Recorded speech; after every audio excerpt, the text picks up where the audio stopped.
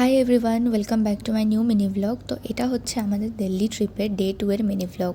তো আজকে আমাদের ডেস্টিনেশন ছিল কিন্তু সরোজিনী আর ইন্ডিয়া গেট। তো সরোজিনীতে আমরা চলে এসেছি, আর মার্কেটে ঢোকার আগে কিন্তু এখানে আমরা হালকা ফুলকা একটু খাবার দাবার খেয়ে নিলাম।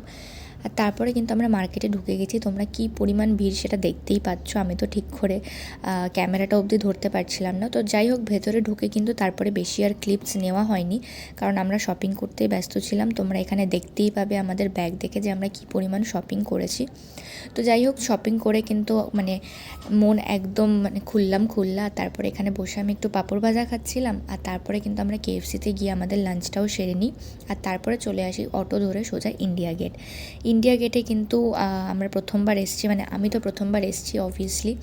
আর তোমরা লাইটিংটা দেখতেই পাবে, সন্ধ্যাবেলা এটা দেখতে খুবই সুন্দর লাগছিলো। জায়গাটাও ভীষণ বড়, ভীষণ সুন্দর ছিল, খুবই পিসফুল। যদি লোকজন কম থাকে তোমাদের আরও ভালো লাগবে। তো যাই হোক, তারপরে আমরা ডিনার করে নিই রুমে এসে। তো আমাদের দিল্লি ট্রিপটা এখানেই শেষ হয়। তো তোমাদের কেমন লাগলো ভ্লগটা অবশ্যই জানিও। তো চলো, আজকের মতন এখানেই, টাটা।